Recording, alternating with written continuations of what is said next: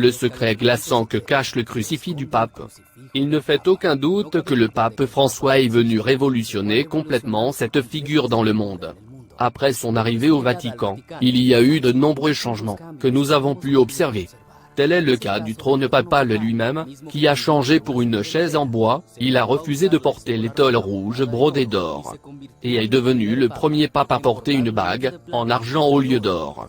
En plus d'être le premier latin à atteindre cette place importante au sein de l'Église catholique. Malgré tous ces changements, ce qui a vraiment suscité la controverse, et attiré l'attention du monde entier, était quand il a rejeté le même crucifix d'or qui, pendant des années, a servi de symbole papal, pour le remplacer par une croix d'argent, qui cache un secret effrayant.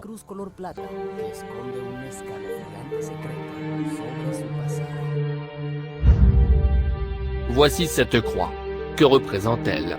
Le bon berger comme nous dit le pape? Ou est-ce un symbole maçonnique?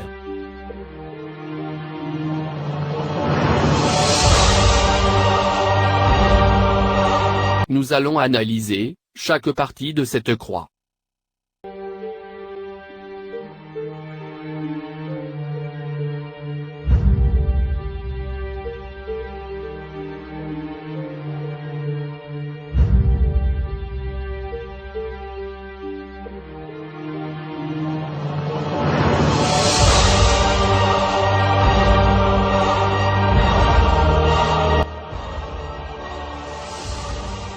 Il est important que vous accordiez beaucoup d'attention à chaque image qui sera montrée.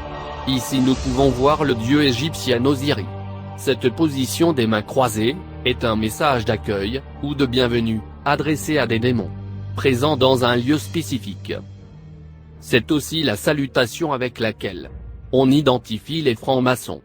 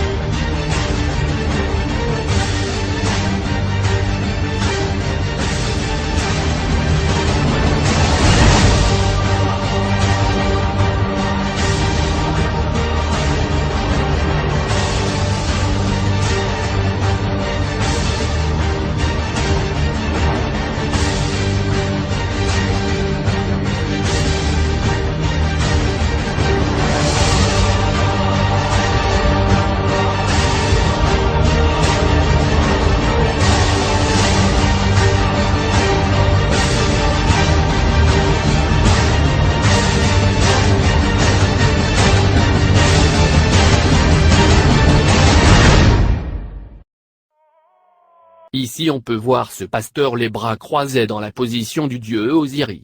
Passons maintenant à l'oiseau sur cette croix. Cet oiseau représente le Saint-Esprit. Mais pas de façon normale, en marche arrière piquée.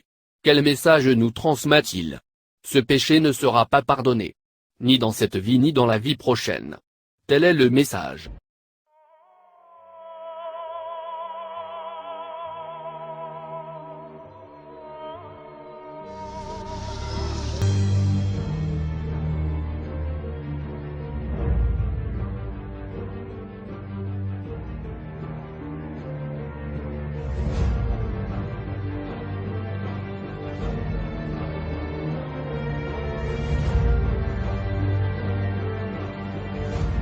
Le pape François croit qu'il est le bon berger. Et ses défenseurs, ses justificateurs ne sont pas intelligents. Quand il l'appelle mon père. Vous avez pour père le diable, et vous voulez accomplir les désirs de votre père. Jean 8 verset 44. Comprenons ceci: beaucoup des cardinaux et des membres du clergé savent que cette Église n'est pas dans la vérité. Mais ils préfèrent se taire.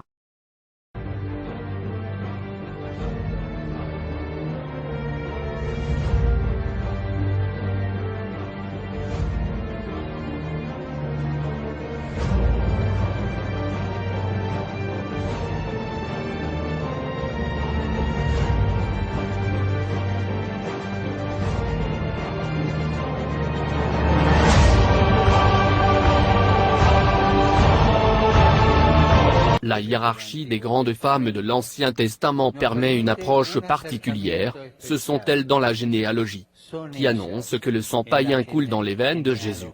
Le sang païen coule dans les veines de Jésus. Que la colère de Dieu tombe sur lui. Corre sangre pagana, que por las venas de Jesús corre sangre pagana. Que la cólera de Dios caiga sobre esos herejes.